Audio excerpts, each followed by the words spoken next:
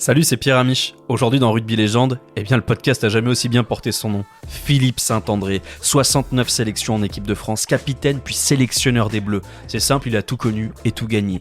De Clermont à Montpellier, de ses débuts de joueur à sa fin de directeur de rugby, le technicien va revenir avec vous et avec moi sur toute sa carrière. Aujourd'hui autour de la table, Julien, supporter de l'ASM, Ilia Grandjean, journaliste.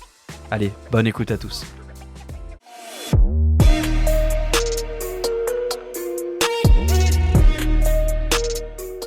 Bonjour à tous et bienvenue dans Rugby Légende, l'émission qui vous propose de partager le temps d'une émission, le temps d'une heure, un rendez-vous avec une légende du sport français. Pour nous accompagner aujourd'hui, j'ai le plaisir d'accueillir un monument tricolore. Le top 14, il y a joué, il y a entraîné, il y a même carrément directeur de rugbyisé. Le tout durant 30 ans et à travers 4 clubs de Clermont à Montpellier en passant par Bourgoin ou Toulon. Il a été capitaine du 15 de France, sélectionneur des Bleus, c'est un monument, je vous l'ai dit, qui me fait l'amitié d'être avec nous. Bonjour Philippe Saint-André. Salut Pierre, bonjour à tous. Ça va ? Super, très bien. Pas trop tendu à l'idée de revenir sur ta carrière en long, en large, en travers ? Non, pas tendu. Après, je sais que tu veux me poser des belles questions vicieuses. Je connais l'animal, mais non. Puis je suis content de te revoir. Voilà. Moi aussi Philippe, ça me fait vraiment plaisir. Face à lui, un homme qui a vibré, pleuré, rêvé avec Philippe et ses copains. Il porte un amour sans réserve mais aussi sans concession à l'ASM, il faut le dire, parfois la critique est la preuve d'amour. Julien est avec nous, salut Julien. Salut Pierrot, bonjour à tous. Tu te rappelles de ce que tu m'as dit quand je t'ai dit que tu allais partager le temps d'une émission, le plateau avec Philippe Saint-André ? Que tu allais me donner un sacré coup de jeune puisque de 40 j'allais redescendre à 10 ans. Voilà, c'est ce que tu m'as dit, j'aurai à nouveau 10 ans et c'est exactement pour ça qu'on fait cette émission, pour replonger dans la passion et dans l'enfance des gens qui nous regardent. Enfin, en dépit de son physique de talonneur, c'est le plus ovale des tennisman, le plus journaliste d'entre nous. Vous l'avez probablement vu sur l'équipe BFM Télé ou entendu sur RMC. Ilia Grandjean, bonjour. Salut Pierre, je suis pas hyper fan de la présentation. Pourtant les talonneurs c'est les plus courageux. Ouais mais j'ai fondu. C'est... Oui, très bien. C'est pour ça que t'es habillé en blanc. Voilà, mais il a raison, le blanc ça affine, c'est bien connu. T'as fondu parce que t'as 3 costauds à côté de toi. toi. C'est clair. Je me sens hyper svelte. Oui, c'est vrai qu'en termes d'IMC, t'es pas le plus critiquable autour de la table. Je vais jeter la pierre à personne, surtout pas à moi. T'es svelte parce que t'es avec 3 gros. Mesdames, messieurs, nous allons illustrer les moments de vie de Philippe Saint-André par écho, nos moments de vie, à travers un petit objet, une capsule temporelle qui nous appartient, qu'on appelle un play. Alors vous allez me dire, c'est quoi un play ? Ça ressemble à ça. Philippe, tu vas voir, c'est un objet tout simple qui te permet de te replonger dans un passé assez proche. Par exemple, le bonheur que tu as connu avec Montpellier, c'était il n'y a pas si longtemps que ça. Est-ce que tu te rappelles de cette action par exemple ? Oui, c'est la finale du top 14 2022. C'est une des premières actions, jeu au pied. Un très beau dégagement de Geoffrey Palis. Je sais pas, parce que normalement il joue l'occupation, là il essaye de faire un petit coup de pied à suivre, et puis après une action qui est bien menée, puis on va revenir sur le côté fermé, et puis Zach Mercer, troisième centre incroyable, petit jeu au pied, et Arthur Vincent qui revenait de blessure, qui avait joué que le dernier match de championnat à Clermont-Ferrand, la demi, et pour la finale qui marque cet essai. C'est fou Philippe, on dirait que c'était il y a des années, alors que c'est finalement il n'y a pas si longtemps que ça. Comment tu situes ce souvenir-là ? Lointain, proche ? Il est quand même proche pour moi. 2022, on est en 2024. Puis c'était un moment pour moi exceptionnel, parce qu'on va revenir, mais j'ai rêvé de soulever le bouclier avec Clermont en tant que joueur. À l'époque, on perdait les finales contre le Stade Toulousain. Et de le gagner en tant qu'entraîneur. Étonnamment, le premier titre en tant qu'entraîneur, je l'ai eu en étant champion d'Angleterre, alors que je n'avais jamais rêvé d'être champion d'Angleterre. Et par contre, ce titre de bouclier de Brennus, ça a été un moment très fort dans ma carrière et dans ma carrière d'entraîneur. Julien, je ne vais pas te demander ton avis sur le MHR, on ne va pas se fâcher tout de suite. En revanche, cette victoire de Montpellier, elle est presque surprise. On ne s'attendait pas à une équipe aussi solide après une saison ratée. Est-ce que tu as été surpris du succès de Montpellier ? Alors, sur la saison, je n'ai pas un souvenir formidable de la saison de Montpellier. Ce dont je me souviens sur cette finale, j'ai 2 souvenirs qui me reviennent. C'est le match de Mammouth d'Arthur Vincent, qui effectivement revenait de blessure et en étant extérieur, j'imaginais pas le voir à ce niveau-là parce qu'il y a cette action, mais il y a tout le reste du match qui est énorme, bien sûr. Est monstrueux. Et effectivement, à la fin du match, je me souviens, je regarde ma compagne à côté, je lui fais et bah ça y est, le goré il a son bonus. Non mais comme quoi, il y a des joueurs avec lesquels on tisse un lien, même indirect, parce que si je me trompe pas, vous êtes jamais rencontrés. Du tout. Donc ça veut dire qu'on a le droit d'avoir des passions totalement déraisonnables pour des gens qu'on connaît finalement très peu. C'est le sport qui veut ça. Moi je me souviens surtout de la fête, notamment de Enzo Forletta. Oui, c'est ça, je me souviens surtout. Un peu longue. Ça avait l'air festif. Avec Marco Tolène, ils avaient branché Vincent Moscato et Denis Charvet parce qu'ils n'avaient pas mis une pièce sur nous. Déjà, ils pensaient qu'on allait prendre 40 points contre Bordeaux en demi-finale. Bien sûr. Mais bon, c'était une très très belle aventure. Pour revenir, quand même, si on fait une saison où on finit second après 26 journées, donc on avait été quand même régulier durant toute la saison. Et ça venait sur une saison d'avant où ça avait été compliqué, mais on avait gagné 10 matchs d'affilée. On avait gagné le challenge européen. Et étonnamment, on gagne le challenge européen en finale contre Leicester à Twickenham, dans un stade vide parce qu'il y avait le Covid. Mais l'année d'après, Leicester sont champions d'Angleterre et nous, ça vous a lancé... on est champion de France. Et étonnamment, c'est un peu la même histoire que j'ai eue avec Sale Sharks. Avec Sale Sharks, la deuxième année, on gagne la conférence européenne contre Pau. Et l'année d'après, on est champion d'Angleterre. Donc c'est, on va dire, une histoire qui se répète sur la chronologie par rapport à ma carrière d'entraîneur. Voilà. On va revenir justement sur ta carrière de joueur et d'entraîneur à travers 5 plays, puis on va découvrir ton 15 de légende. C'est tout simple, hein. Si tu faisais en gros l'équipe de tes rêves, à quoi ça ressemblerait? Je te préviens par contre tout de suite, si tu me refais la même compo que contre la Nouvelle-Zélande en 2015, je quitte le plateau tout de suite. Le moment que vous attendez tous, les 5 questions horribles qu'on n'a jamais osé poser à Philippe Saint-André ou à supporter de l'ASM, et on finira avec la séquence que CNN et les États-Unis nous envient. Évidemment, le quiz de la mort. Qui connaît le mieux la carrière de Philippe Saint-André? Philippe Saint-André ou Julien, le fan de l'ASM? Allez, c'est parti pour Rugby Légende. Pour commencer en douceur, Philippe, on va remonter le fil de ta carrière en commençant par le commencement. Et pour ça, j'ai missionné Ilia Grandjean. Il va dresser ton portrait. C'est ce que j'ai appelé Philippe Saint-André pour les nuls. Philippe Saint-André, tu es né le 19 avril 1967. Un 19 avril comme Luka Karabatic, Gad Elmaleh, Maria Sharapova et Ferdinand Ier. C'est un empereur d'Autriche entre 1835 et 1848.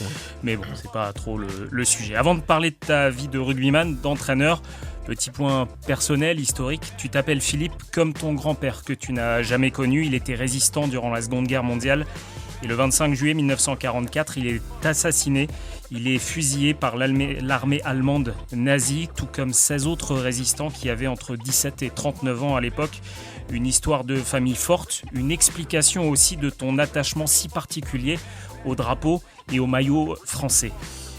Pour le rugby maintenant, c'est dans ton jardin que ça démarre avec ton petit frère Raphaël, qui est lui aussi devenu joueur professionnel par la suite. On m'a dit caramel, parpaing, rien n'est épargné dans ce jardin. La légende dit que toi, tu étais toujours la France et lui les autres. Est-ce que c'est vrai? C'est ton grand frère? C'est le grand frère qui décide? Ouais, c'est vrai, tout à fait. Nous sommes à Romans-sur-Isère, dans le jardin familial, l'école de rugby ensuite. À partir de 5 ou 6 ans, tu fais tous les paliers là-bas. Le rugby, tes études, c'est ta terre, c'est ton sang. L'Union sportive romanaise et péageoise, un mélange de Romans-sur-Isère et de Bourg-de-Péage. Tu grandis, tu progresses, tu veux faire du rugby ton métier, ta vie. Il faut tenter ta chance dans un plus grand club et du coup, à 21 ans, tu es recruté à 250 km de là, l'ASM, l'association Montferrandaise. Nous sommes en 1988, premier match avec l'équipe première et tout de suite, cela prend 19 essais sur ta première saison. Tu es ensuite appelé pour la première fois en bleu en 1990 pour ton premier match. C'est un 24 mai. Et on ne rappelle pas le score. On rappelle défaite contre la Roumanie. Voilà. Donc si, tu peux le dire. La défaite ça contre la Roumanie, ça part bien. Ça part bien. Si je te dis 778, est-ce que ça te parle? 778. Ouais. Moi je sais. Non, vas-y. C'est ton numéro de joueur en équipe de France. Tu es le 778e joueur appelé en équipe de France. 69 sélections, 34 en tant que capitaine, 32 essais, un tournoi des 5 nations en 1993 et puis une fidélité à Clermont aussi en tant que joueur. Tu restes 9 ans avant de finir ta carrière à Gloucester. Philippe, le grand public te connaît peut-être plus en tant qu'entraîneur, en tant que sélectionneur, mais tu as été un joueur exceptionnel et tu es sûrement dans le top 3 des meilleurs ailiers de l'histoire du 15 de France dans un classement très sérieux fait par Pierre et moi au téléphone. C'est vrai. Tu étais un leader en tant que joueur et tu le seras aussi en tant qu'entraîneur. Tu as 31 ans quand tu es nommé entraîneur de Gloucester. Entraîneur-joueur. Tu te coaches toi-même. C'est pas mal ça. C'est pas mal. Ça évite les tours de terrain en gros où tu... Ce qui est assez incroyable, c'est que pourquoi j'ai arrêté, c'est que je demandais à mes joueurs d'être très bien physiquement. Et pas toi.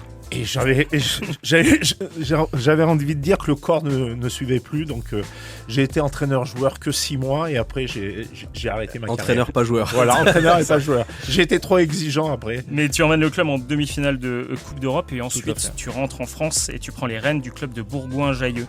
Une demi-finale de championnat pour ta deuxième saison, mais une fin de saison, une fin de contrat compliqué. Les médias gallois parlent de toi comme candidat au poste de sélectionneur. On va revenir. Ce que n'accepte pas ta direction qui te remercie. Tu rebondis en Angleterre avec les Sharks à Sale où tu vas prendre une autre dimension. Le Challenge européen en 2005, le championnat d'Angleterre en 2006. Meilleur entraîneur d'Angleterre en 2006, rien ne te résiste. Sous ta houlette, il y a des noms très connus comme Jason Robinson, comme Sébastien Chabal, Charlie Hudson et encore plein d'autres. Encore une fois, tu décides alors de retourner en France, à Toulon. Grand projet Boudjelal, grand moyen. Le recrutement est important. Lobé, Wilkinson, Contepomi, Mignoni. Deuxième de la saison régulière, vous perdez en demi-finale contre Clermont-Ferrand. T'as fait exprès à Saint-Étienne. T'as fait exprès? Non, hélas non. C'est ce que j'allais dire, on va y revenir aussi. C'est la seule fois où j'étais pas pour les SM. En demi-finale, bon, on va revenir sur ce match-là qui est énorme. Ouais, mais bon. On va revenir sur ce match-là et sur la saison. L'année d'après, vous êtes seulement 8e du classement, mais un immense défi t'attend puisque le 23 août 2011, tu es choisi pour remplacer Marc Lévremont à la tête du 15 de France. 45 matchs, pas que des bons souvenirs. On y reviendra longuement. 4 tournois à destination, un quart de finale cauchemar en 2015 face aux Blacks et l'aventure des Bleus s'arrête. Après plusieurs années de pause où tu as été consultant pour d'autres sélections, consultant à la radio, Montpellier te lance un nouveau défi. Tu y deviens directeur du rugby. C'est une bonne situation ça, directeur du rugby? Directeur de rugby, ouais. C'est bien ça, parce que tu es en charge de la politique sportive. Voilà, tout à fait. Mais, c'est surtout bien mieux payé qu'entraîneur. Ouais, c'est ça. Et là, bam, Covid. Donc arrêt des compétitions. L'année d'après, Garbajosa est viré et tu prends aussi le poste de manager. Là, tu remportes le challenge européen. Et 6 mois après, le bouclier de Brennus. Merci. Bisous tout le monde. Après tout ça, franchement, Philippe, peu de gens auront autant marqué le rugby français que toi. Est-ce que ce portrait est fidèle, Philippe? Est-ce qu'on a oublié des grands passages de ta carrière? Non, il est... D'abord, il est bien, il est travaillé. En plus, on prend les meilleurs. Au prix où on les paye. Merci. Il n'y a aucune erreur. C'est vrai que souvent, il y en a beaucoup qui pensent que j'ai 68 sélections alors que j'ai 69 sélections. Donc, tu t'es pas trompé.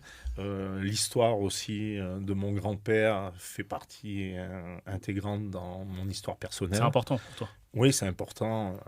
Et étonnamment, bon, là, il y a eu la commémoration des 80 ans. Bien sûr, j'y étais. J'ai même invité 30 ou 40 amis. Mais je suis en train de comprendre de plus en plus pourquoi, voilà... la Marseillaise, le drapeau, pour moi, avait une signification sûrement plus forte que pour d'autres joueurs. Et aussi sur... j'ai été élevé avec des principes et des fois, voilà... par exemple, la trahison est quelque chose... d'insupportable pour moi. Une autre et voilà, et je pense que voilà, plus je fais une j'arrive pas à trouver le terme. Introspection sur moi, sur ma carrière et sur mon histoire personnelle. Et plus je comprends des choses qui, à un moment donné, étaient plutôt innées. Mais maintenant, j'ai une réflexion beaucoup plus approfondie là-dessus. Voilà. Pour en revenir à ta famille, pour savoir où on va, on dit souvent qu'il faut savoir d'où on vient. Voilà. Toi, tu viens d'une famille ouvrière, plutôt modeste. Très modeste. Ouais. Tu m'as dit quelque chose il y a 4 ans qui m'a beaucoup marqué. Tu m'as dit que tu n'avais jamais vu la mer avant tes 18 ans, parce qu'on ne partait pas en vacances à la mer. Que c'est le rugby qui t'a offert ce truc-là. Ça explique le fait que finalement, est-ce que c'est ça qui a construit l'homme et le joueur que tu es, c'est cette enfance-là?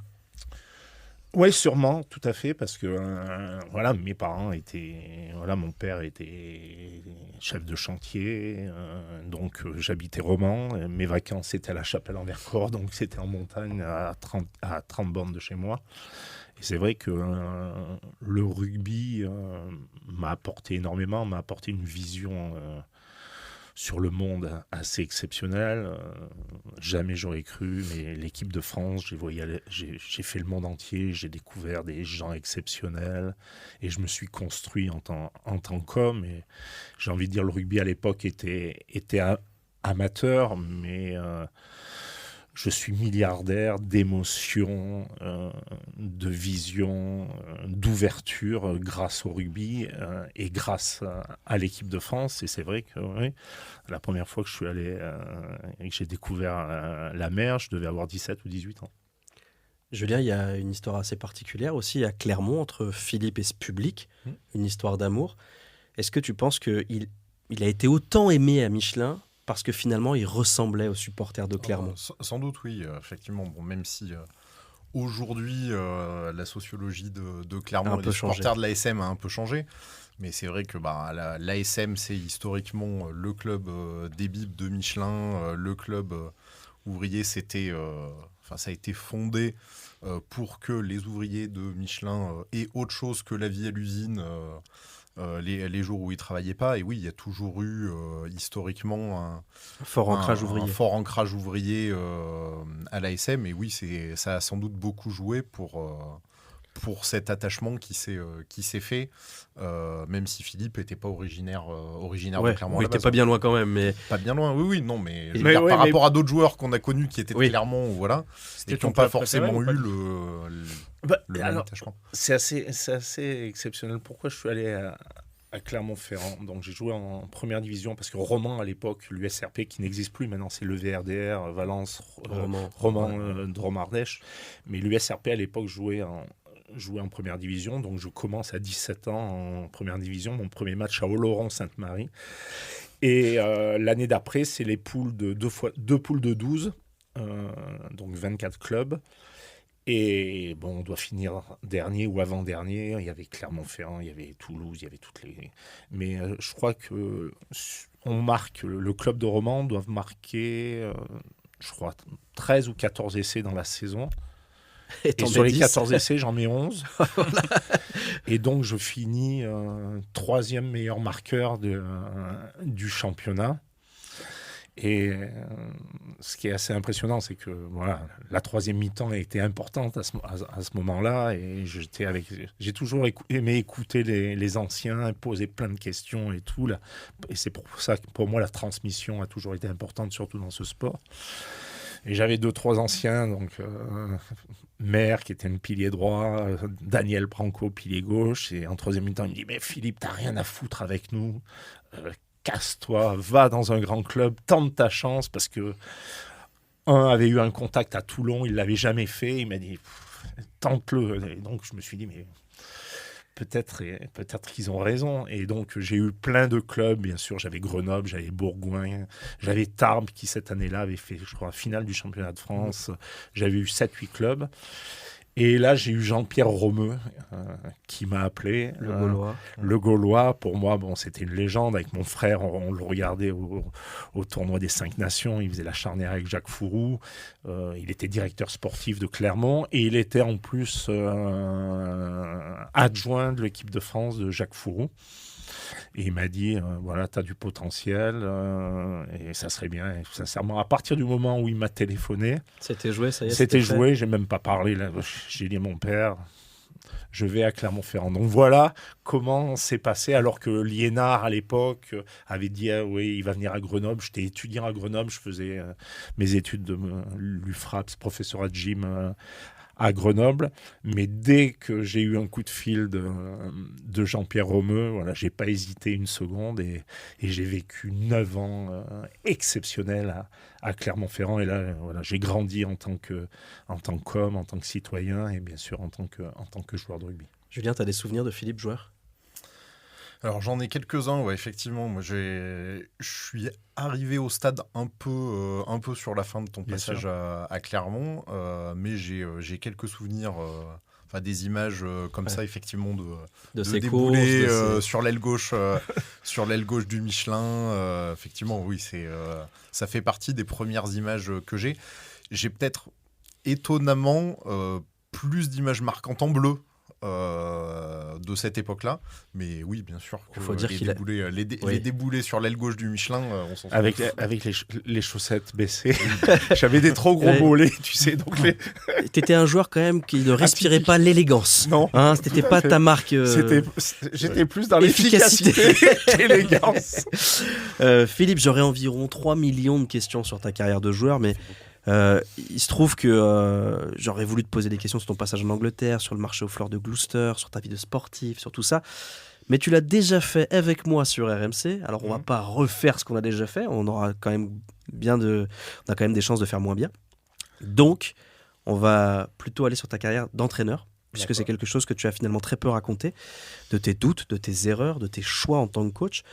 On va donc ouvrir ce chapitre avec un club spécial, parce que c'est pas une ville. C'est une manière d'être, la Bergalie, le CSBJ. On est en 2002 et après un passage franchement remarqué en Angleterre avec Gloucester, tu débarques à Bourgoin et ça donne ça. Je ne sais pas si tu te rappelles de cette équipe du CSBJ, une formation très spécifique avec une véritable culture. On est en 2002 face au Biarritz Olympique. Et c'est Anthony Forrest qui va aller marquer cet essai en prenant le meilleur sur Philippe Bernatsal à l'extérieur. Et je pense que c'est peut-être Bidabé à l'intérieur. Tu te rappelles de ce passage à Bourgoin ? Oui, et de sûr. Cette génération exceptionnelle ? Oui, bien sûr. Ça a été un moment important pour moi à Clermont-Ferrand, à Bourgoin-Jallieu, au CSBJ. Mon fils, en plus, il est né à Lyon. Donc à cette période-là, et puis là c'est bien joué, la ligne de 3/4, on voit Jeff Cooks, les frères Forrest, mais c'est surtout le paquet d'avant.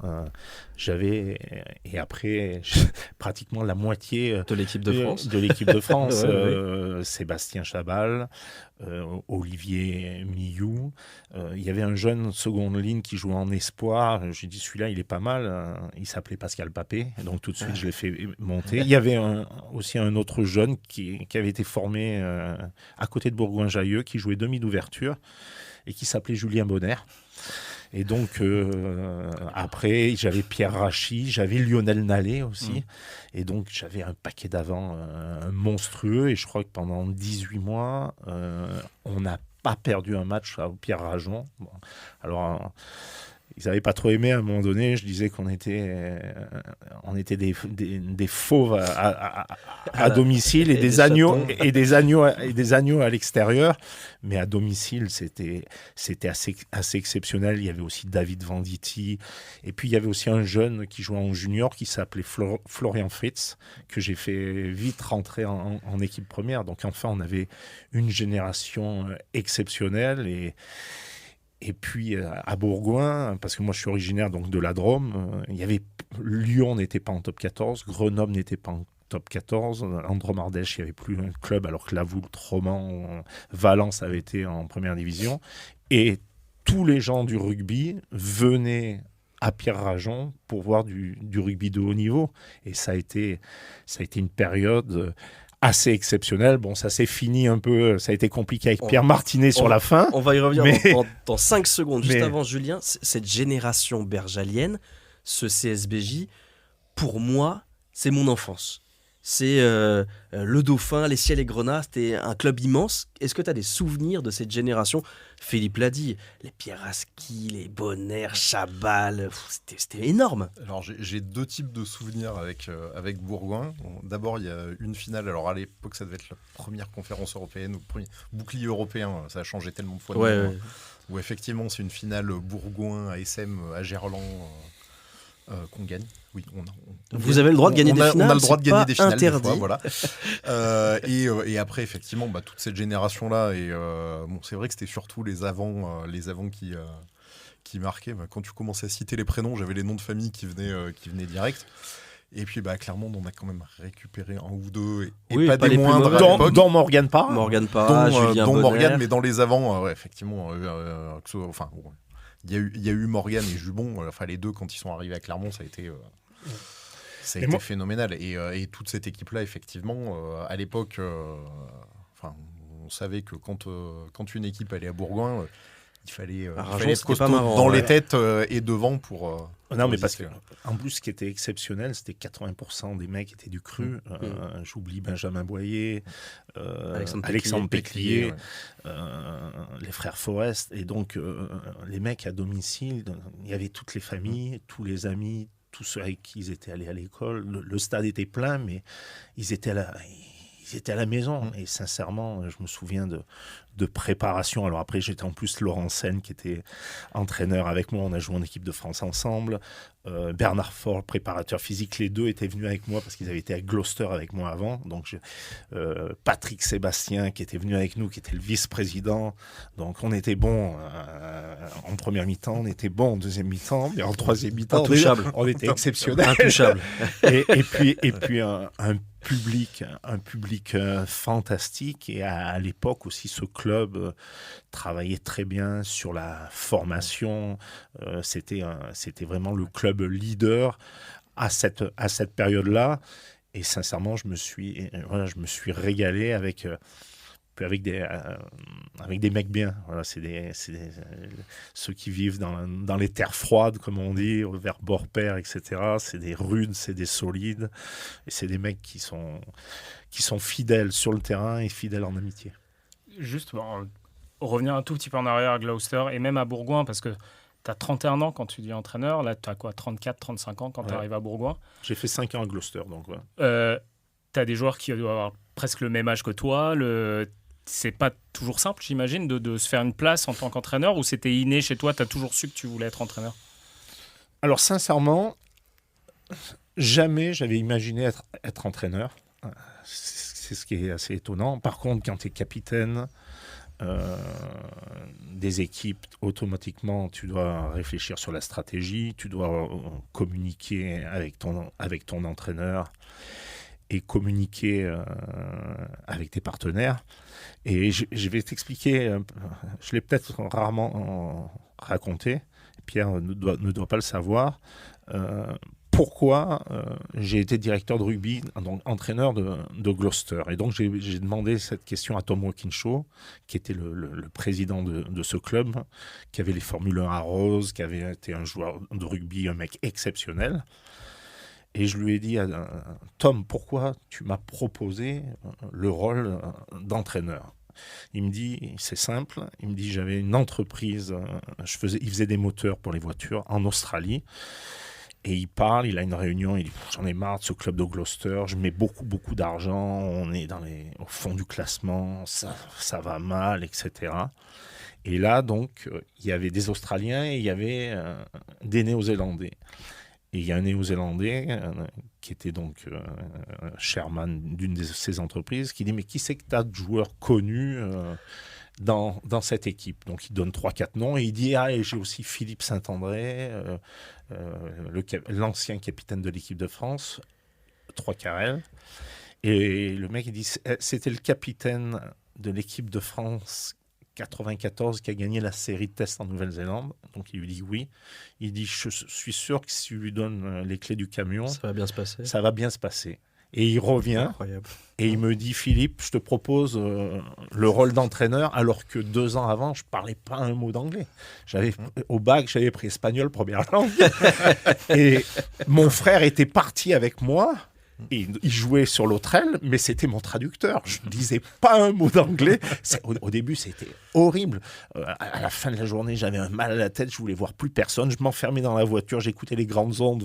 J'écoutais RMC, France Inter, etc. Et 2 ans après, je suis le patron du club. Et donc, ça vient encore... j'ai jamais eu de plan de carrière. Moi, ça a toujours été, mais ça vient encore sur ce que tu m'as dit tout à l'heure sur l'équipe de France et le rugby m'a tout apporté. Et donc, je suis redevable au rugby français. Bourgoin, pour y revenir, ça se passe bien la première saison. Enfin, tu fais une demi-finale. Très rapidement, le club s'inscrit comme un des cadors du championnat. Et puis, il se passe ça. Ça te parle, cette photo-là? Je vais te montrer une photo. Regarde. C'est le Pays de Galles qui vient d'être battu à domicile par l'Écosse pour le dernier match du tournoi. On est en 2004. C'est donc le dernier match de Graham Henry. Ils évitent de peu la cuillère de bois parce qu'ils battent de justesse l'Italie. Graham Henry se fait virer et il se passe un truc de fou, tu nous racontes ? Ouais. Alors, ce qu'il faut quand même savoir, c'est que 3 mois avant, je dis à Pierre Martinet, qui était le président du club, mais moi j'étais non seulement entraîneur, mais j'étais le directeur du club. Parce que dans les clubs, j'ai tout fait. Et là, j'étais le directeur du club. Et je dis, Pierre, là, on a une génération exceptionnelle.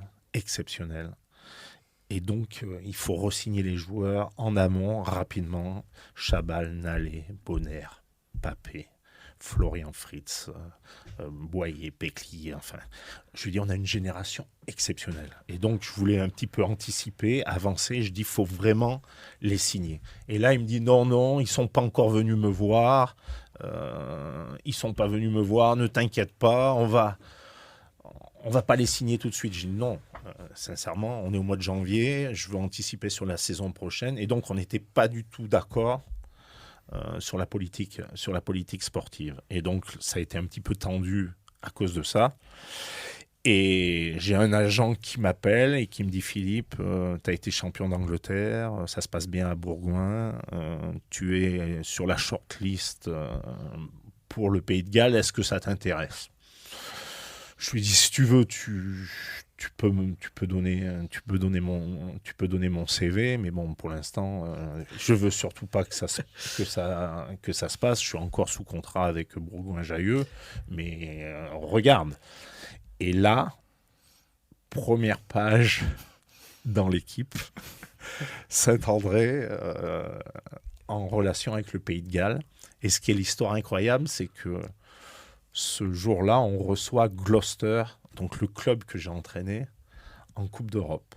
Et le matin, donc on a la réunion, Martinet vient me voir, il me dit « c'est fini, t'es viré ». Et il me vire juste avant le match. Bon, après, ça pas fait de partie. Discussion, rien. Ah non, il m'a dit le traiteur intraitable. Alors après, ce qui est assez incroyable, c'est que donc je me fais virer le matin du match. Et le lendemain ou 2 jours après, j'ai le président de Sale Sharks qui m'appelle, il me dit « Philippe, tu nous as toujours gagné avec Gloucester, avec Bourgoin, parce qu'avec Bourgoin, on les avait gagnés l'année d'avant à domicile, à l'extérieur. » Il me dit « Ne signe nulle part, je veux te voir et tu viens à Sale, tu viens à Manchester. » Donc voilà, juste une expérience, donnez pas votre CV. Ou alors si, mais il faut vraiment vouloir partir, quoi. Ne faites pas ça pour rigoler, voir. Et puis sincèrement, bon, je pensais, voilà, il me disait oui, la négociation, il va y avoir des entretiens, ça va être très long, ça va durer 6 mois, 8 mois, et je crois que j'étais en fin de contrat 6 mois après. Puis t'as le droit d'être curieux, t'as le droit de vouloir voir comment ça se passe ailleurs. Alors que là, ça a été violent. Julien, ça paraît complètement fou ce genre d'histoire aujourd'hui, à l'heure où on signe des pré-contrats 1 an avant. Ah bah, et même un an avant, c'est la théorie, parce que normalement, on n'a pas le droit de contacter les joueurs 12 mois avant. Dans la dernière année de contrat. On peut les contacter 6 mois. 11 mois et 29 jours. 29 jours. Et alors qu'on sait tous qu'aujourd'hui, le recrutement d'un club est quasiment ficelé fin septembre. Oui, c'est sûr. Oui, non, c'est sûr que c'est un. Puis il y a l'exemple, par exemple. Là, je m'occupe du recrutement pour Aix-en-Provence pour la saison prochaine. Là, t'as le droit. Oui, j'ai le droit. Bien sûr que t'as le droit. Non, mais à partir du joueur, à partir du moment où il n'a pas re-signé au 1er juillet, il est libre pour la saison. Tu peux rentrer en contact avec lui et tu peux négocier. D'ailleurs, tu as des exclus à nous annoncer. Johnny Wilkinson revient. Voilà. Je crois que je vais te signer, Pierre, aussi en tant que talonneur. On cherche un talonneur. Le 5e talonneur, alors vraiment. Joker médical. Même là, Joker médical, il est pas en forme, quoi. Là, je vais te dire, Philippe, tu me ferais pas un cadeau. Là, en plus, autant je te ferais pas un cadeau, autant tu me ferais pas un cadeau non plus. T'es gif pourtant. Ouais, c'est vrai, je suis gif. Bon, je suis quand même aussi nul, donc il faut pas oublier quand même le niveau sportif auquel je me situe. Tu sais, j'ai modestement joué en Fédéral 3, j'étais pas indiscutable. Alors je vais quand même pas postuler à la Pro D2 tout de suite. On le dit, c'est un mal pour un bien parce que t'es donc viré de Bourgoin par Pierre Martinet, le traiteur intraitable. Alors qu'on est, je crois, en championnat, on est 1er ou 2nd. Ouais, vous êtes qualifiable pour les phases finales. Ouais, je crois qu'on est premier ou deuxième. Donc, mais après, ça fait partie de... Oui, ça fait partie de ton histoire. De mon histoire. Par contre, voilà, invaincu à Pierre-Rajon pendant ces 18 mois. On n'a pas perdu un match en championnat à Pierre-Rajon. Et tu vas donc rebondir à Sale, tu l'as dit. Là encore, c'est une ville qui est plutôt ouvrière. C'est pas une ville de grands bourgeois. Là encore, c'est une équipe qui n'a jamais gagné. Là encore, c'est un projet qui paraît impossible. Tout à fait. Et en 2 ans, tu vas gagner 2 titres, la petite Coupe d'Europe et le championnat d'Angleterre. On va avoir d'ailleurs une photo de ce titre de champion. Une nouvelle fois, tu t'entoures plutôt correctement. Une de tes qualités, c'est le recrutement, c'est faire venir les joueurs qu'il faut. Sébastien Bruno, Sébastien Chabal, Jason Robinson, pour ne citer que les monstres. Jason Robinson y était déjà. D'accord. Par contre, Sébastien Bruno... Et Sébastien Chabal, Fernandez Lobé aussi. Et après, Lionel Faure, Daniel Larrechea. Et voilà, après, j'ai amené quand même Valentin Courant. Tu as fait venir quand même quelques joueurs de qualité. Est-ce qu'à un moment, tu te dis que finalement, le rugby anglais te correspond mieux, que tu vas plus facilement y arriver? Peut-être. Pourquoi ? Parce que le fonctionnement, donc j'ai connu ce fonctionnement en Angleterre, où quand tu es entraîneur ou directeur de rugby, voilà, tu as le président, mais il te donne un budget, il te dit voilà, maintenant t'es libre. Tu es libre, tu gères de A à Z, et puis on fait les comptes 2 ans ou 3 ans après. Et là-dessus, par contre, je fais pas la même... on va dire, l'expérience de Gloucester. Gloucester a été exceptionnelle. J'ai fait 5 ans, j'ai fini ma carrière de joueur. J'ai été entraîneur, demi-finale de Coupe d'Europe. On a fini second du championnat, alors qu'avant, on était plutôt 11e. Ouais, c'est dire 10e. Voilà. Ouais. Par contre, à un moment donné, j'avais fait pas mal d'erreurs, c'est-à-dire que comme j'étais un jeune entraîneur, j'avais amené un entraîneur français, Laurent Seigne, parce que je m'entendais bien, Bernard Faure, préparateur physique, Jean-Pierre Darnaud, un ostéopathe, et à un moment donné, à Gloucester, en Angleterre, ils avaient l'impression qu'il y avait que des Français dans le staff. Donc, sur certaines défaites, au bout de 3-4 ans, les mecs disent oui, mais on n'a pas bien compris ça. Et quand je suis parti en Angleterre la 2e fois, j'ai dit j'y vais tout seul et je vais prendre un staff que d'anglo-saxons, etc. Alors après, par contre, j'ai amené quelques joueurs, dont Sébastien Chabal, et l'histoire est exceptionnelle. C'est que Pierre Martinet ne voulait plus de moi, mais il voulait plus de Chabal non plus. Et donc, je dis Seb, je pense que viens avec moi, tu as un potentiel énorme. Si tu pars en Angleterre aussi, à Manchester, 300 jours de pluie par an, donc l'hygiène de vie, tu vas être bon, tu vas t'entraîner comme un fou. Et c'est du pur Sébastien Chabal. C'était dans ma cuisine à Bourgoin, à Maubec. C'est un petit village à côté de Bourgoin. Il me dit Philippe, laisse-moi 15 jours. Moi, je voudrais aller au Stade Toulousain. Donc, laisse-moi 15 jours. Et si le Stade Toulousain me recrute, je vais au Stade Toulousain. Sinon, je te suis. Donc, il avait fait un peu l'appel du pied. Je pense qu'il avait fait quelques articles, les agents et tout. Guy Novès il en voulait pas. Ne le veut pas. Et il revient, il me dit allez, on fait les bagages, je te suis en Angleterre. Mais c'était exceptionnel parce qu'il se mettait en danger. À l'époque, il n'avait pas la barbe, rien du tout, mais il se mettait en danger complètement. Et ça a été une réussite incroyable, exceptionnelle. Et moi, j'ai eu la chance de l'entraîner 7 ans, de l'entraîner 2 ans à Bourgoin-Jallieu et 5 ans à Sale. On reviendra sur le cas de Sébastien Chabal, de Jason Robinson, parce que tu as fait ton 15 de légende. Et peut-être qu'ils sont présents dans le 15 de légende. Peut-être, on va voir. Excuse-moi Pierre, j'ai juste une petite question. On avait eu Julien Brugnot qui était venu et qui parlait. Bon, alors le Munster, c'est pas le même pays, mais c'est quoi la différence que tu as vue en arrivant aux Sharks par rapport au top 14 ? Alors, ce qu'il faut dire, c'est qu'à l'époque, le rugby professionnel a été plutôt en Angleterre qu'en France. Nous, le rugby professionnel passe professionnel en 95. Nous, pendant 2 ans en France, on le refuse. On passe professionnel en 97. Donc déjà, ils avaient de l'avance. Et moi, ce que j'ai appris tout de suite, c'est que d'avoir un staff plus pléthorique. À l'époque, en France, il y avait 1 ou 2 entraîneurs, un préparateur physique, point final. Les mecs avaient peur de partager le pouvoir. Et en Angleterre, j'ai tout de suite appris d'avoir des spécialistes, des experts avec moi, un spécialiste de la touche, un spécialiste du jeu au pied. En plus, on se servait des spécialistes de l'équipe d'Angleterre parce que Clive Woodward avait mis en place, pour optimiser les joueurs, des spécialistes. Donc, il y avait des spécialistes du jeu au pied, des spécialistes de demi-mêlée, des spécialistes, des lanceurs qui venaient dans les clubs pour optimiser et pour faire progresser. Et donc, tout de suite, ça m'a ouvert l'esprit sur le fait que, voilà. Et alors après, par contre, c'est vrai que les anglo-saxons, je le dis souvent dans le management, nous, Français, tu as 24-25 mecs, mais le préparateur physique, à un moment donné, il veut devenir kiné. Le kiné, des fois, il veut devenir docteur. Et le docteur, dans le staff, c'est celui qui a fait le plus d'études, qui a le plus de bulbes, et des fois, il veut faire l'équipe à ma place. Alors que dans les staffs anglo-saxons, les mecs, ils restent dans leur niveau de compétences et ils vont essayer de bien faire leur métier.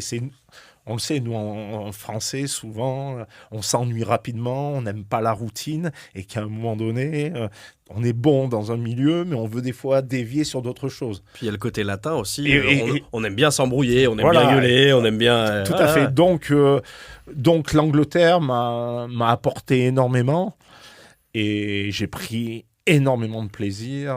J'ai fait quand même 10 ans en Angleterre, parce que j'ai fait 5 ans à Gloucester, et 5 ans à Sale-Sharks. C'était mieux l'anglais à Manchester, parce qu'on comprend quand même rien quand tu parlais il parlait qu'avec des expats. Julien, juste 2006, c'est aussi une révolution à Clermont. Ah oui. C'est une année charnière pour la suite du projet. Ouais. Parce que là, en 2006... C'est l'arrivée de Cotter. Clermont ne termine pas dans les 6, la première 2005-2006. Et 2006-2007, c'est l'arrivée de Cotter, de Brooke James, de toute une génération qui va s'imposer. À ce moment-là, est-ce que tu sens qu'il se passe quelque chose dans un club pas endormi, mais pas loin quand même? Alors, au début de la saison, pas forcément. Effectivement, on sort de 4-5 saisons. Il y a eu la période Team Lane où on fait 2 finales, 99-2001. Ouais. Derrière, pas mal de changements, des staffs qui durent 1 an. Et pareil, sans doute des problèmes de stabilité, de compatibilité, le virage du professionnalisme peut-être mal pris à Clermont. Quelques stars qui arrivent, qui repartent, je pense à Brighton Pauls, je pense à des joueurs Stephen Jones, qui effectivement étaient de passage ou pas mal après 2 joueurs qu'avait connu Philippe qui était en fin de carrière et qui arrêtait ou qui venait d'arrêter.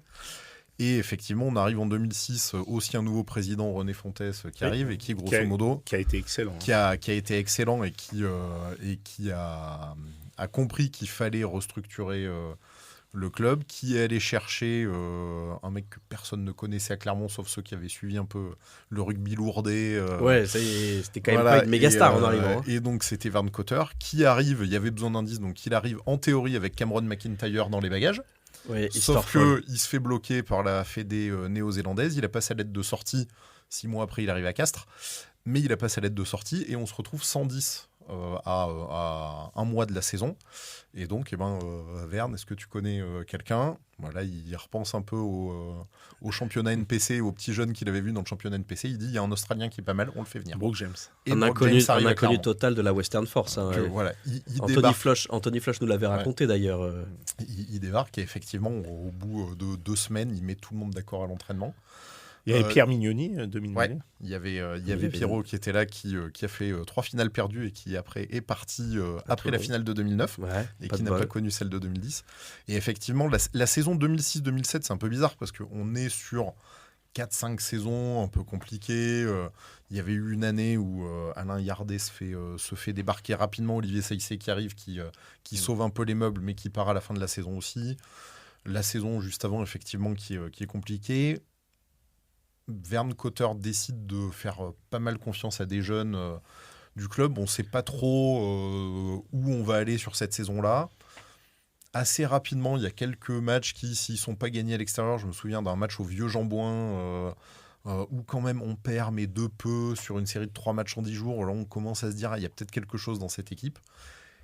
Et la sauce prend. La sauce prend. Et puis la méthode Cotter qui est mettre du jeu de partout, beaucoup de volume. Beaucoup de rigueur aussi. Et sur la préparation physique, sur l'hygiène de vie. Il courait après les mecs quand ils s'arrêtaient sur les aires d'autoroute. C'était phénoménal. Et cette saison se finit avec mes premières larmes au Stade de France. Et oui. Contre le Stade français. Voilà. Et oui, la série de larmes qui va se stopper dans quelques années. On va pas spoiler, mais Il y a eu 4 années assez terribles. 2007, le Stade français avec un écroulage complet. On est devant pendant tout le match. Un quart d'heure de la fin. Puis il y a cette touche en fin de match. Je vais pas revenir sur le positionnement de Paris C dans cette dernière touche parce qu'il y a débat avec les supporters du Stade français.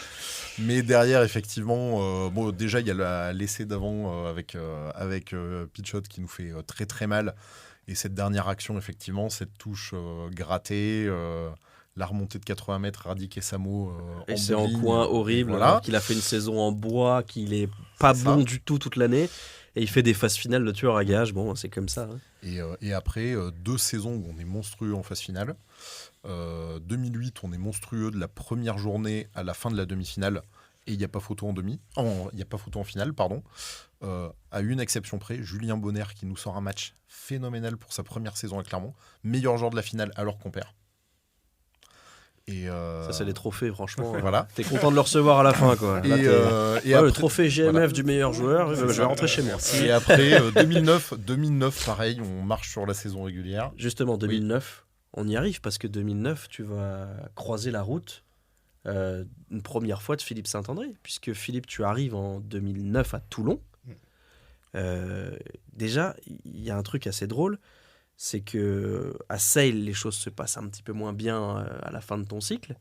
C'est un petit peu... Alors, étonnamment, non, à Sale, ça s'est très bien passé pendant 5 saisons. C'est juste que tu gagnes pas à la dernière année. Et ce qui se passe, c'est qu'il y a une nouvelle politique anglaise, un peu comme les GIFs, où ils ont dit, bon, maintenant, il faut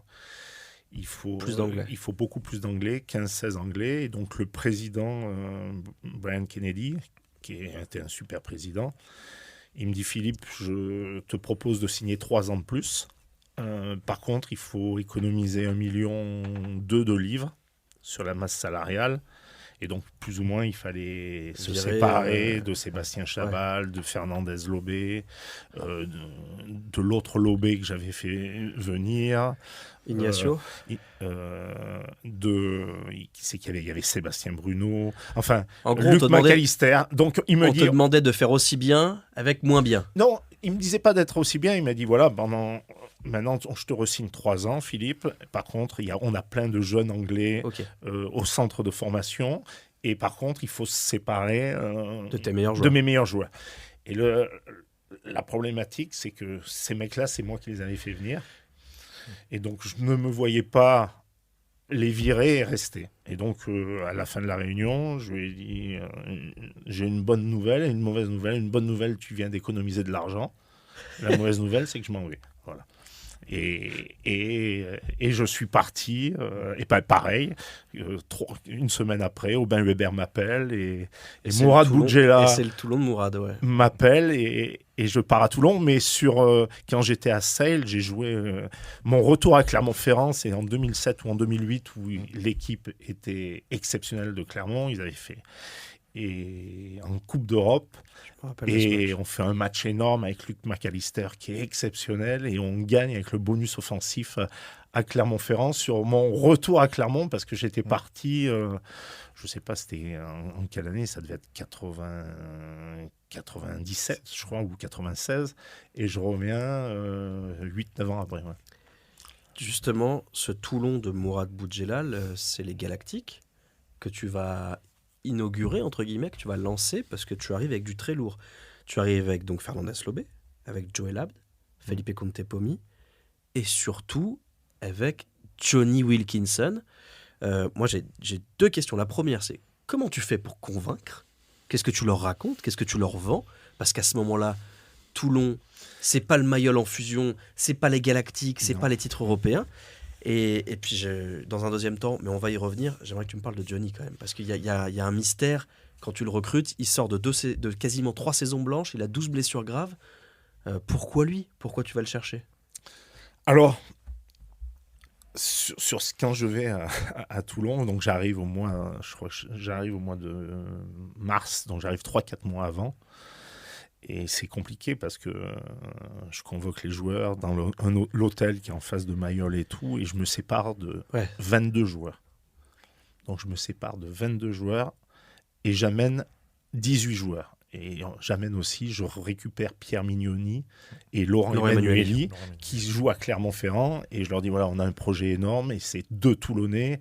Et c'est important quand tu vas dans un club de garder l'ADN du club avec des joueurs du cru. Sur Johnny Wilkinson, alors on avait fait un deal avec Mourad Boudjela. Je m'occupais du recrutement. Et il avait le droit à 2 joueurs, les 2 joueurs du président. À l'époque, il n'y avait pas de salary cap, il n'y avait pas de GIF, etc. Et donc, la première année, il me dit, bon, je vais te prendre Karl Lehmann. T'étais content ? J'étais content. Oui. Et Johnny Wilkinson. Alors, Johnny Wilkinson, pour moi, Johnny, c'est exceptionnel, mais ça fait 3 ans, il est blessé, c'est difficile pour lui.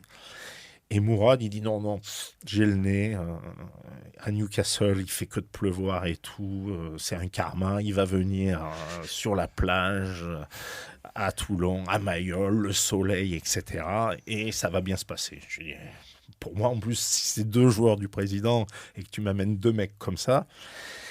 Et je m'en souviendrai toute ma vie. Johnny me pose des questions. Alors je lui dis, si tu veux être tranquille, il faut vivre plutôt côté Bandol. Parce que si tu vas à Carqueiranne, où il y a 90% des joueurs, tu n'auras pas de vie privée et tout. Donc il vient chercher le pain. Il vient vivre à côté de chez moi, etc. Et donc pas mal de joueurs n'étaient pas sûrs. T'es sûr sur Johnny et tout. Et j'amène mon préparateur physique anglais avec moi. Et au retour, donc, on fait 3 jours de tests physiques. Et là, il met à l'amende tout le monde. Il est monstrueux. C'est le plus en forme physiquement, etc.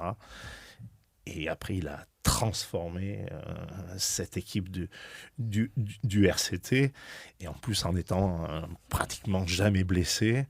Et par contre, voilà, un professionnalisme, un leader, un joueur exceptionnel. Et il a fait revivre Toulon de ses cendres, mais aussi lui, parce qu'il ne rejouait plus, il n'arrivait plus à enchaîner les matchs, etc. Et ce qu'il a amené au RC Toulon. Mais moi, voilà, Mignoni, Emanueli, Bruno, Joëlla, j'ai amené Fernandez Lobé. Après, il y a eu Schofield, il y a eu pas mal Joëlla, comme tu l'as dit, May, etc. Mais c'est Mourad Boudjela qui avait 2 joueurs du président et qui fait 2 cadeaux au club qui sont exceptionnels. Et Johnny Wilkinson, ça a été une histoire fantastique. Il va rapporter 4 titres. 4 titres. Et puis c'est une légende du rugby mondial, mais c'est une légende à Toulon. On parlait d'enfance tout à l'heure. Moi, le rugby, je l'ai suivi plus tard que vous, je pense. Et Johnny Wilkinson, c'est la première star, avec peut-être Dan Carter, les 2 que je vois évoluer. Et sur Johnny Wilkinson, j'ai le souvenir d'un intérieur sport sur Canal+, qui l'avait suivi à Toulon. Et je voyais ses entraînements où il essayait sur un peu avec le ballon. Avec le ballon, et qui est à l'extérieur, qu'il essayait de toucher les poteaux en drop à chaque fois. Et je trouvais ça... en fait, tu disais, le professionnel à l'entraînement, j'imagine qu'il était avant les autres, après les autres, et qui tu devais fermer le stade que les autres, quoi. Tu m'avais raconté qu'on devait fermer le stade. Des fois, il fallait fermer le stade. Mais bon, d'un professionnalisme incroyable. Et il a fait grandir aussi cette équipe, parce que toi, manager, à Toulon, j'avais certains jeunes qui avaient des mauvaises habitudes. L'entraînement était à 10h, ils arrivaient à 9h50, ils avaient la trace de l'oreiller sur la joue. Et les premières demi-heures, ils dégueulaient tous les ballons. Et Wilkinson, il était fou. Il me dit, Philippe, c'est pas possible. Lui, il arrivait à 8h du matin, il avait rendez-vous avec le kiné. Après, il faisait son strap. Après, activation avec Steve Welsh. Après, il faisait un pré-warm-up. Et lui, à 10h, il était prêt. Mais parce que lui... Le reste de l'équipe l'a fait après aussi ou pas? Mais il entraînait tout le monde. Bon, après, il y avait aussi Pierre Mignoni et Fernandez Lobé qui étaient des vrais professionnels et tout. Et après, à la fin de l'entraînement, il restait et il demandait aux mecs de rester pour faire des extras, des skills. Donc après, on avait mis en place, il y avait Aubin Weber, Tana Umaga, moi. On mettait en place après des exercices, après des ateliers après les entraînements. Et les mecs... Et donc, au départ, il n'y avait pas grand monde.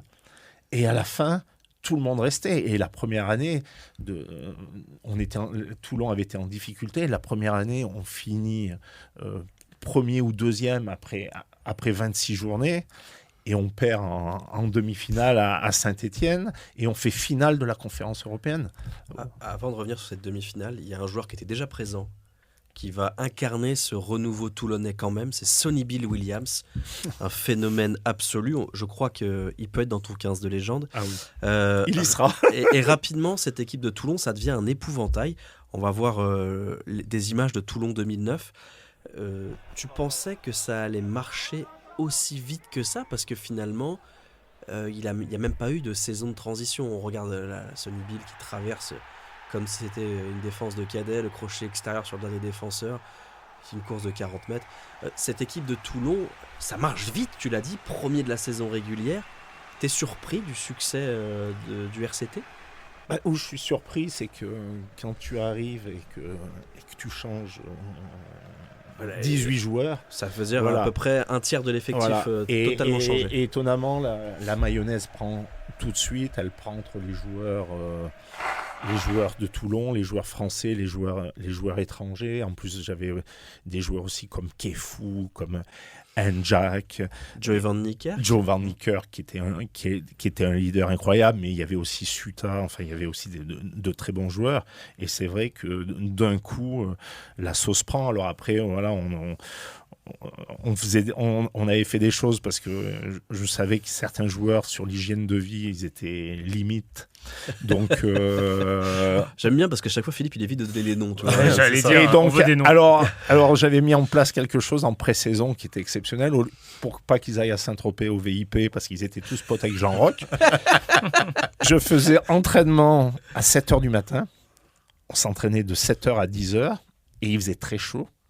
Donc je dis les gars, on s'entraîne et après je vous laisse prétexte de la chaleur. Je vous laisse beaucoup de repos et on s'entraînait de 18h à 20h et on mangeait parce qu'à l'époque on s'entraînait dans un camp de l'armée et on mangeait ensemble le soir et donc on finissait à 21h et donc pendant 2 mois je leur ai fait ce programme-là, donc c'était difficile pour eux d'aller à Saint-Tropez parce qu'il y a quand même 1h et demie de route, et d'être le lendemain matin à 6h30, 7h du matin. Et donc, tout d'un coup, j'ai des mecs qui perdent 7, 8 kilos. On avait fait une grosse préparation physique. Et tout d'un coup, voilà, la mayonnaise a pris très, très rapidement. Julien, malgré ce que raconte Philippe, Toulon, à cette époque-là, c'est pas le club qui a la plus belle image du top 14. On parle des mercenaires du RCT. Tu te souviens de cette arrivée un peu ronflante et le retour au premier plan de Toulon ? Ouais, alors moi, la première chose qui m'avait marqué sur le retour de Toulon, c'était 2-3 ans avant. Ah oui, en Pro D2. Mertens, Umaga, Gregan qui débarquent. Bien sûr, c'était n'importe quoi. Et là, on fait oula. Anton Oliver au talon. Et déjà, là, on se dit, bon, Mourad Boudjelal, on ne sait pas qui c'est, mais il met les moyens pour faire remonter le club. Ça remonte. Premier match Toulon-Clermont. Clermont qui se fait humilier par Marc-Andreu à Mayol. Voilà. Et là, on dit, bon, ok, donc Toulon est de retour. Moi, c'est vrai que je n'avais pas connu ou je n'avais pas de souvenir du grand Toulon des années 80. Des années 80. Oui, moi non plus. Et donc là, je me dis, bon, bah ok, c'était une place forte un peu légendaire qui revient et on va voir ce que ça donne. Et effectivement, à partir de 2009-2010, là, on a compris. Alors on les a beaucoup joués, on a gagné des fois, on a perdu pas mal aussi. Et parce que certes il y a cette demi-finale, mais il y a eu quelques finales de Coupe d'Europe aussi derrière. Finale de Coupe d'Europe, voilà. Avec Armitage, tout ça. Et là ça a été, c'était phénoménal. Alors après il y avait une forme peut-être aussi un peu pas de jalousie parce qu'il y avait une sacrée équipe à Clermont là-dedans, mais il y avait aussi le diamétralement côté, opposé quand même. Le côté Mourad Boudjelal, peu show-off de Mourad qui faisait que des fois ça crispait un peu les gens quand on n'était pas toulonnais. Mais alors, et c'est pour ça, pour moi c'était étonnant. Parce que voilà, en plus d'arriver en Angleterre, j'avais des présidents, on ne fait pas de vagues, on est poli, on essaye d'être pas lisse, mais voilà. Et là, Mourad, mais il me l'avait dit, texto, il m'a dit, Philippe, ne t'inquiète moi je veux qu'on parle du club tous les jours. en bien ou en mal, je m'en fous, mais je veux qu'on parle du club. Et c'était sa grosse force. Alors après, des fois, un coup, il avait annoncé une équipe qu'on allait faire, qui a été après l'équipe qui a été championne d'Europe. On l'avait écrit un soir sur un papier dans un restaurant. Je me souviens, on buvait du vin de qualité. Et le lundi, cette équipe était dans l'équipe. Et par contre, là, moi, j'avais les joueurs qui venaient me voir, mais il va avoir Botta à ma place, il va avoir ça à ma place et tout. Et donc après, toi, tu es obligé de gérer et tu essayes de l'appeler et il ne te répond pas. Donc c'était Mourad Boudjela, mais il a fait de ce club, d'abord, il a fait rêver les gens. Le stade était plein, on allait jouer à Marseille, c'était exceptionnel. Et puis voilà, il n'avait aucune limite. Mais lui, voilà, il a cassé les codes, un peu comme Max Guazzini a su casser les codes avec le Stade français. Il a cassé les codes et il me l'avait dit. Il avait été honnête. Il m'a dit, Philippe, moi, je veux qu'on parle de mon club en permanence. En bien ou en mal, il s'en foutait, mais il voulait faire le buzz en permanence. Et ce qu'on a compris, enfin en tout cas moi la perception que j'en ai eue, mais c'est venu que quelques années après, c'est que c'était aussi quelqu'un qui, quand il faisait des grosses saillies dans les médias, c'était parfois quand les résultats étaient un peu plus compliqués. Des contre-feux. Et c'était une forme de contre-feu pour finalement prendre la lumière médiatique et laisser le groupe un peu plus tranquille pour travailler. Ça aurait été pas mal que tout le groupe soit au courant aussi, parce que je peux te garantir qu'en interne à Toulon, ça n'a pas toujours été perçu de cette manière-là, quoi. Des fois, on se dit, attends, mais qu'est-ce qu'il dit ? Ilia, tu avais une question peut-être sur Mourad ? Tu as répondu en grande partie. C'était le personnage, mais j'imagine aussi le passionné de rugby et de Toulon. C'était pas que ce côté chaud, il y avait aussi un attachement viscéral à ce club. Oui, tout à fait. Et puis un attachement viscéral, il y a une histoire aussi personnelle de lui avec cette ville de Toulon. Il avait très mal vécu aussi le passage du Front National à Toulon. Et donc, pour lui, d'être le président de ce club... C'était une revanche un peu. Et, voilà, et puis il le dit... Il le disait, il ne faut pas oublier qu'à un moment donné, je crois en D2, à Mayol, contre un match en D2, il y a eu 500 personnes, 600 personnes. Et qu'après, on faisait 50 000 personnes à Marseille. Donc, il a fait revivre le rugby club toulonnais avec des méthodes qui étaient des fois différentes de notre culture du rugby. Mais bon, comme tu dis, moi, on me l'a dit, j'y étais pas, mais quand il était en D2, quand il a repris le club, il avait dit qui est le meilleur joueur au monde. Et les mecs lui avaient dit Tana Umaga. Et il dit je vais signer Tana Umaga. Et il lui avait fait... Et Tana Umaga est arrivé au RC Toulon en D2. Donc déjà, pour ça, il fallait quand même avoir des coronesses pour faire venir un mec comme ça dans un club de D2. C'est sûr que Mourad Boudjela est à la fois séduisant, il avait les moyens, il parle bien, il vendait un projet. Je comprends qu'il y ait des joueurs qui se laissent séduire par le fait de vivre à Bandol, d'être dans un club historique, d'avoir un salaire correct et un président un peu foufou, quoi. Mais par contre, ce qui m'avait surpris sur le premier match en tant qu'entraîneur au RC Toulon, moi, en Angleterre, les présidents, ils n'avaient jamais fait une conférence de presse dans l'année, ou à part quand tu signais un joueur important et tout. Et là, le premier match... Et après le match, je parle à mes joueurs dans les vestiaires. Et là, je vais pour aller aux médias à la conférence de presse. Et Mourad était déjà en train de débriefer le match. Donc, mais après, tu t'adaptes à tout. Mais ça a été... Et parfois, tu as dû faire... Non, mais c'était étonnant. Mais bon, ça faisait partie aussi du personnage et du monstre médiatique. Parce que quand même, médiatiquement, il est très bon, il est très fort, il a des phrases, des punch, c'est imagé et en communication, il est très très bon. Voilà, c'était Rugby Légende avec Philippe Saint-André, épisode 1. Pour ne pas louper l'épisode 2, c'est très simple, vous vous abonnez au podcast et vous ne louperez rien. J'espère que cet épisode vous a plu, que vous avez appris des tas de choses sur la vie et surtout la personnalité de Philippe Saint-André. Et dans le prochain numéro, on va revenir longuement sur le 15 de France. Merci d'avoir écouté ce podcast et je vous dis à très vite sur legendaryplace.com.